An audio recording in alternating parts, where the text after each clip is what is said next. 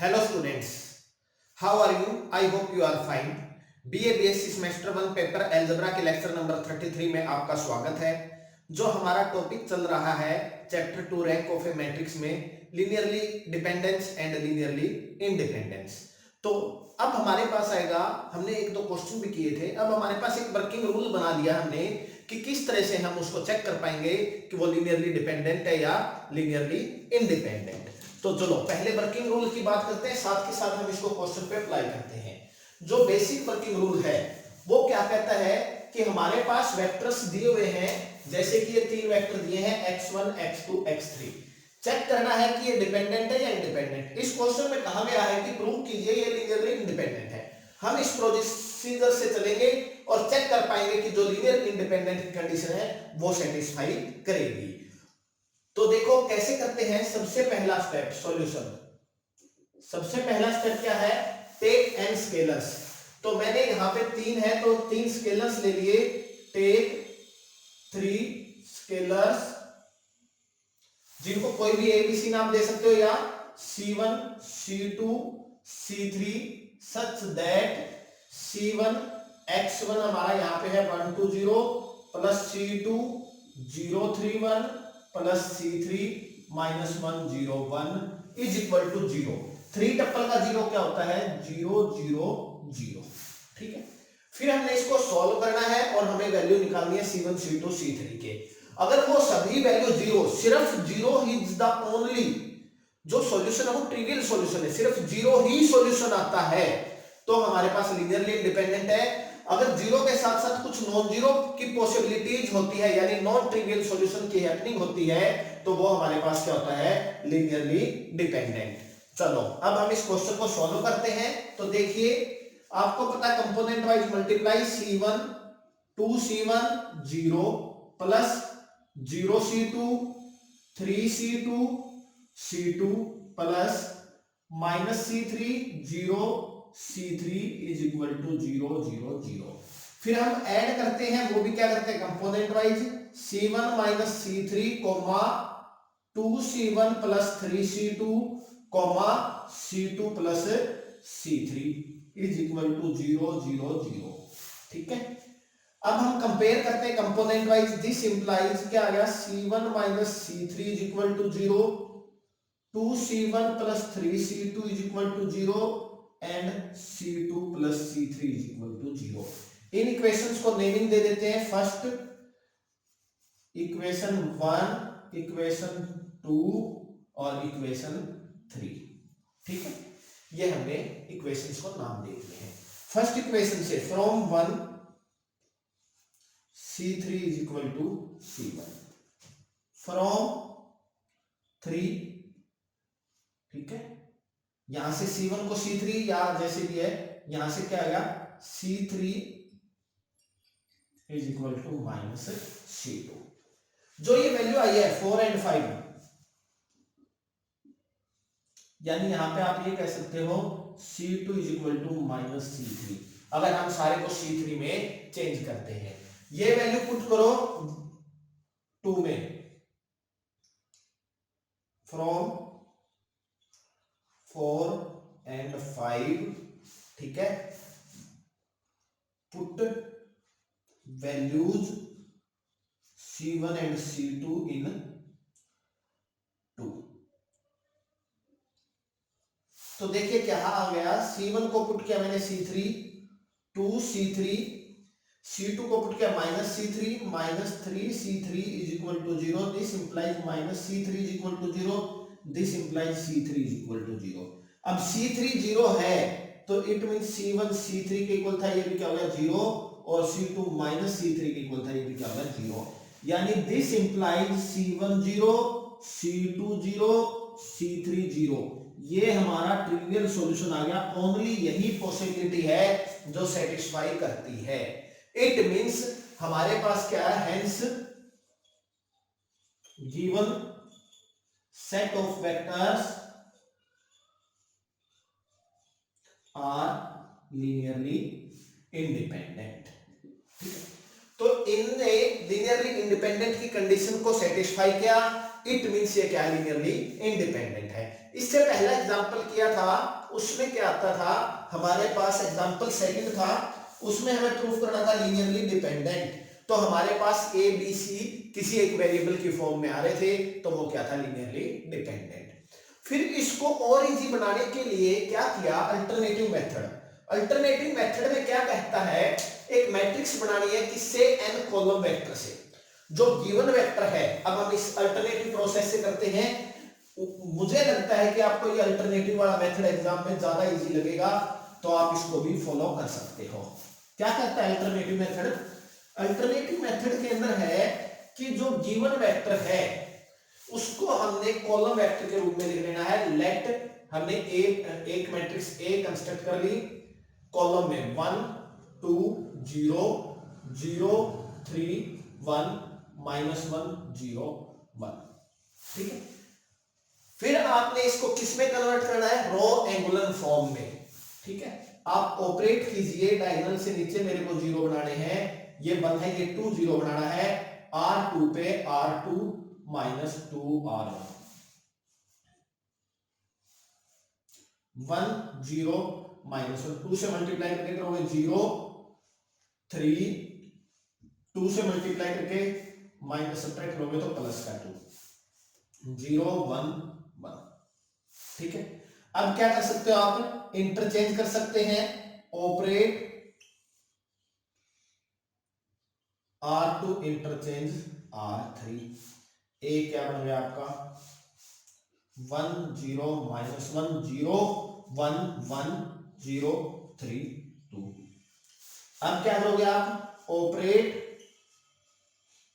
R3 पे R3 -3 R2 1 0 0 0 1 1 0 0 -1, ठीक है। ये हमारे पास रो एंगुलर फॉर्म आ गई। अब रो एंगुलर फॉर्म से रैंक निकालेंगे, रैंक ऑफ ए क्या होगा, यहां से number of non zero rose, number of non zero रोज, जो कि कितनी दिखाई दे रही है 3। और हमने यहां पे किया है, अगर रैंक n के बराबर आता है तो ये क्या आ गया n, hence given vectors are linearly dependent independent, hence given vectors are linearly independent. तो यही हमने प्रूफ करना था। अगर रैंक कम आ जाता, इसी तरह प्रोसीजर करना है, रैंक क्या आ जाता, n से कम आता, जैसा कि एग्जांपल 2 में अल्टरनेटिव मेथड आप कर सकते थे, उस टाइम मैंने आपको ये मेथड नहीं बताया था।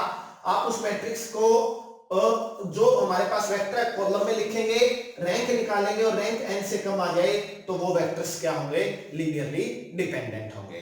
और अगर आपको लीनियरली डिपेंडेंट गिवन है, मींस रैंक ए क्या होगा, लेस देन n होगा, देन डिटरमिनेंट क्या होगा, 0 होगा। तो इसके बेस पे इस पॉइंट से रिमार्क इंपॉर्टेंट है, इस पॉइंट से कैसे क्वेश्चंस होते हैं वो देखिए, ठीक है। उम्मीद करता हूं कि आपको ये क्वेश्चन अच्छे से समझ आ गया होगा। रैंक ऑफ ए मैट्रिक्स ही है, आपने रो एंगुलर फॉर्म अच्छे से सीखी हुई है, वही कन्वर्ट करनी है, ठीक है।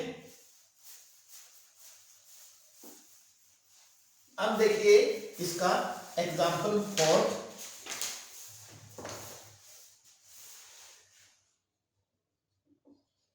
ठीक है। कॉलम मैट्रिक्स की फॉर्म में लिख दिया, find P if the vectors जो है 1 2 3 -1 4 0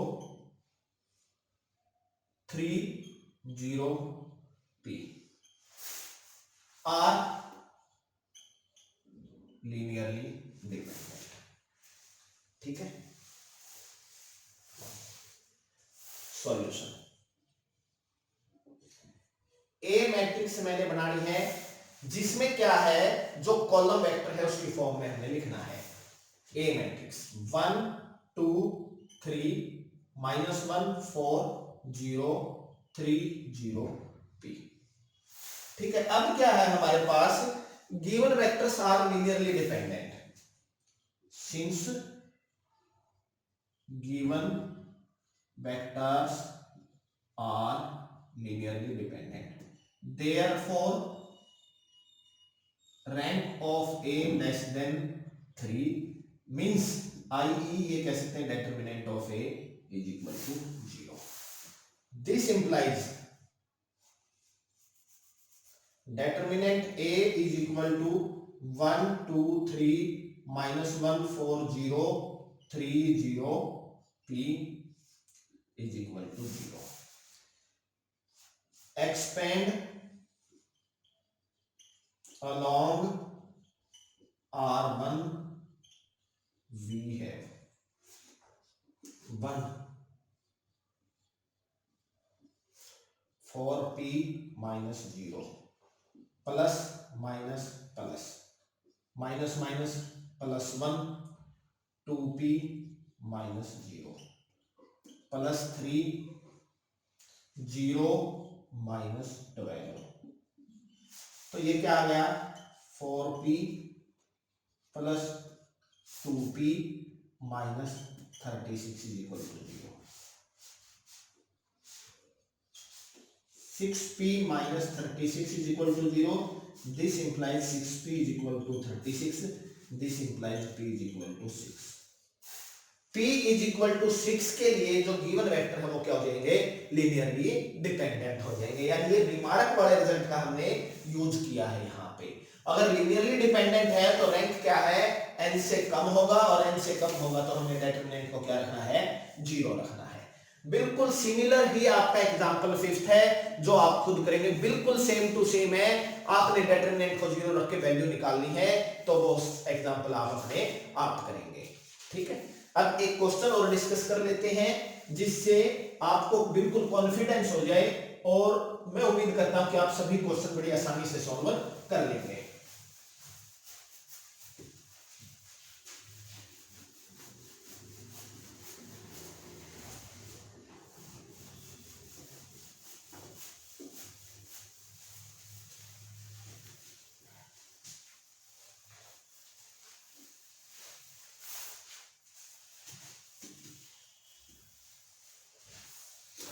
तो देखिए क्वेश्चन क्या लेते हैं हम.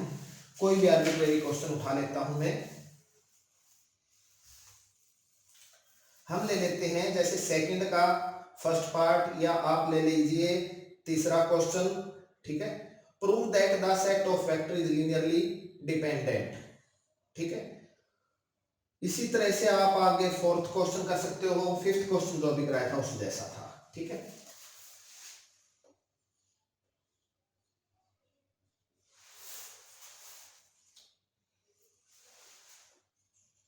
चेक करना है. Check given vectors are linearly dependent और लीनियरली इंडिपेंडेंट. वेक्टर्स क्या गिवन है 1 minus 2 1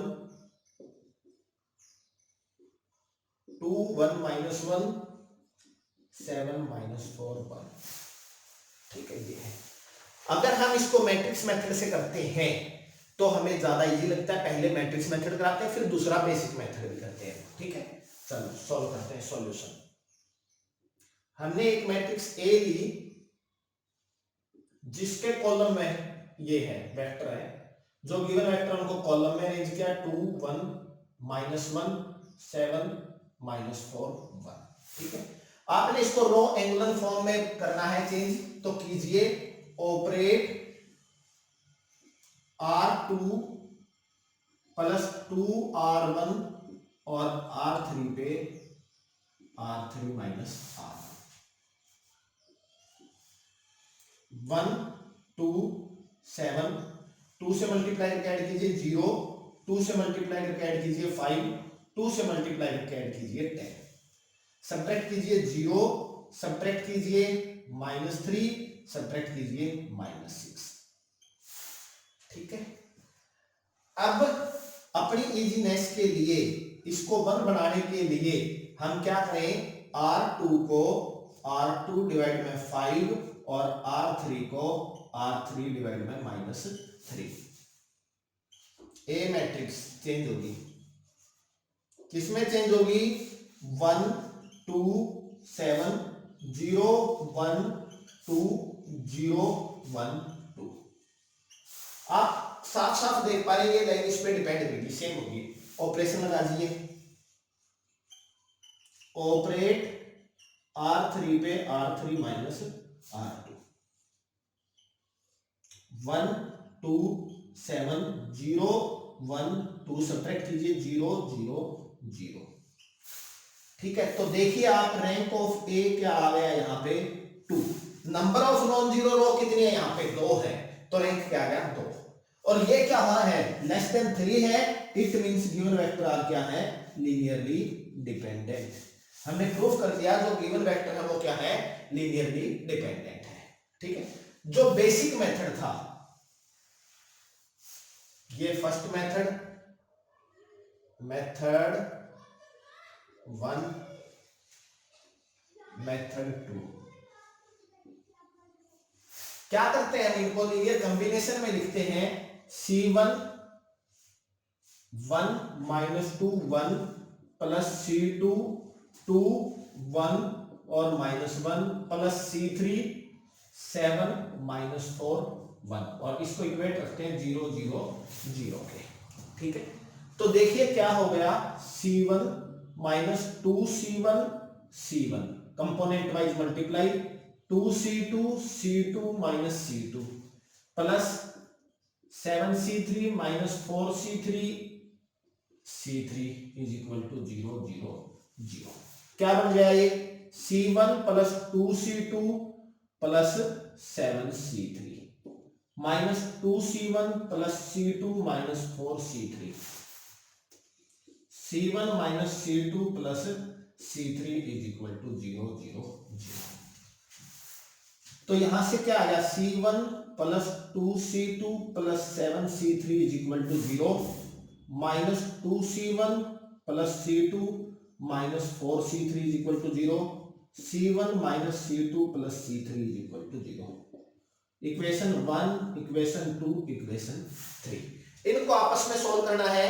अगर आपको ध्यान हो आप इसको एक्सरसाइज 4.2 जो कि हमारे पास आगे आएगी उसके बेस पे भी कर सकते हो, लेकिन अभी तक हम सेकंड चैप्टर में हैं तो आगे वाला मेथड कैसे यूज करेंगे ये बात भी सही है।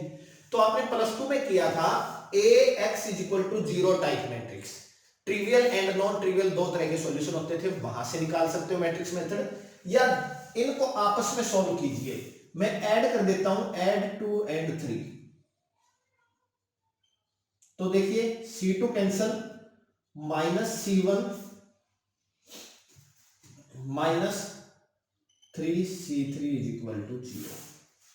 ठीक है, इक्वेशन 4 क्लियर है।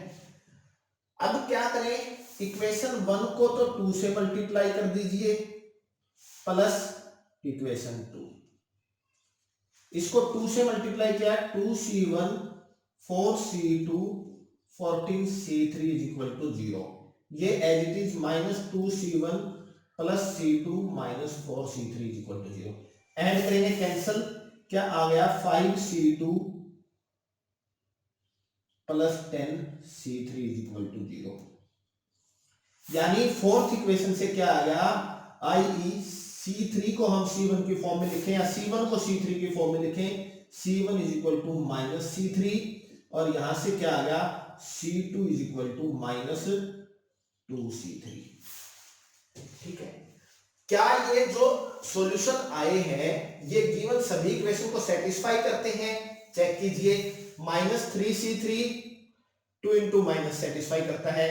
नेक्स्ट को कीजिए, यानी हमारे पास तीनों कंपोनेंट C3 की फॉर्म में आ गए जो कि डिपेंड कर गए एक वेरिएबल की फॉर्म में आ गए, यानी हमारे पास नॉन जीरो पेयर बन गए जहां पे सभी के सभी जीरो नहीं आए। क्या था, अगर ये सभी जीरोज आते हैं, सिर्फ zero is the only possible case रहता है तो लीनियरली इंडिपेंडेंट।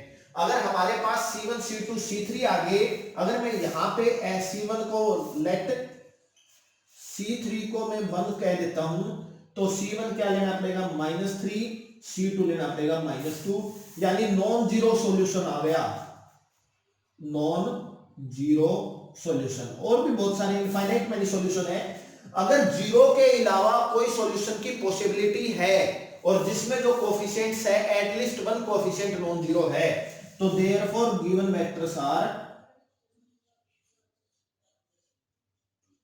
Linearly dependent. तो इस तरह से हमने चेक करना है, ठीक है। इससे अगला एक क्वेश्चन दिया हुआ, क्वेश्चन नंबर 3, जिसमें हमने 3 टप्पल पे 4 वेक्टर ले लिए। 3 टप्पल पे 4 ले लिए तो 4 हो ही नहीं सकते, रैंक ज्यादा से ज्यादा 3 हो सकता है, तो वो डिपेंडेंट ही मिलेगा। चेक करना है तो आप रैंक वाले मेथड से कर सकते हो इससे, या आप डायरेक्ट इस तरह से भी कर सकते हैं। और एक में कहा है कि कोई 4, जो फोर्थ क्वेश्चन है वो आप सेल्फ करेंगे, मैं आइडिया दे देता हूं कि चारों वेक्टर लें तो डिपेंडेंट है, अगर उनमें से हम कोई 3 ले ले तो वो लीनियरली इंडिपेंडेंट हो जाते हैं, ठीक है। मैं उस क्वेश्चन के बारे में एक हल्का सा हिंट भी देना चाहता हूं आपको, क्योंकि जो ये क्वेश्चन है इस तरह का कंसेप्ट आपके 5th सेम में भी यूज होगा, 6th सेम में यानी 3rd ईयर में, जो कि वेक्टर स्पेस एक चैप्टर है उसके अंदर। क्वेश्चन नंबर 4 में आपके पास 4 वेक्टर है, 1 0 0 0 1 0 0 0 1 और 1 1 1। हमें प्रूफ करना है, अगर हम ये चारों लेते हैं, अगर हम ये चारों लेते हैं तो क्या है, लीनियरली डिपेंडेंट। अगर हम 3 लेते हैं तो इंडिपेंडेंट है, कोई भी 3। तो आप बारी बारी से इसको मैं नाम दे देता हूं x1 x2 x3 x4। अगर मैं यहां पे बात करूं, जैसा कि मुझे दिखाई दे रहा है डायरेक्ट, x4 किससे बढ़ता है, इन तीनों के सम से बढ़ रहा है, ठीक है। यानी x1 plus x2 plus x3 minus x4 is equal to 0। जो ये कोफिशिएंट्स हो गए क्या हो गए, 1 1 1 और -1, नॉन जीरो सॉल्यूशन आ गया ये, ठीक है। पूरा प्रोसीजर उसी तरह C1 C2 C3 C4 लिख के करोगे, अपने पास आ जाएगा, ये सॉल्यूशन आ गया। तो ये क्या हो गया, लीनियरली डिपेंडेंट। अब अगर आप इनमें से कोई भी 3 लेके करोगे बारी बारी से, 4 पेयर्स बनेंगे। 4 पेयर्स कौन से, x1 x2 x3 x1 x2 x4 x1 x3 x4 x2 x3 x4, ये 4 पेयर लेंगे और चेक 4 में से 3 वेक्टर लिए, 4 पॉसिबिलिटी बनी है, और ये सभी आप चेक करोगे, ये सभी क्या आएंगे, लीनियरली इंडिपेंडेंट। ये क्वेश्चन पूछा हुआ आपसे, ठीक है। तो ये चारों चेक करने हैं, उसी तरह बेसिक मेथड से या मैट्रिक्स मेथड से हम चेक कर सकते हैं, ठीक है। तो हमें लीनियरली डिपेंडेंट और इंडिपेंडेंट चेक करना है, तो बेसिक मेथड जो है वो आपको वो भी बताया गया है, और आप उसको मैट्रिक्स की फॉर्म में कन्वर्ट करके रो एंगुलर फॉर्म से रैंक निकाल के कर सकते हो। रैंक की प्रैक्टिस आपकी रो एंगुलर फॉर्म की तो सेकंड एक्सरसाइज में थी, रैंक पहली एक्सरसाइज में भी था, रैंक नॉर्मल फॉर्म में भी था, तो इसको हम बहुत अच्छे से कर चुके हैं। यानी लीनियरली डिपेंडेंट और इंडिपेंडेंट को चेक करने के लिए हम रैंक मेथड भी अपना सकते हैं, ठीक है। इसी के साथ हम आज के लेक्चर को समाप्त करते हैं। उम्मीद करता हूं कि आप साथ के साथ ये वर्क कर रहे हैं, और अगर आपको मेरे लेक्चर पसंद आ रहे हैं तो अपने दोस्तों के साथ जरूर शेयर करते रहिए। Thank you, have a nice day.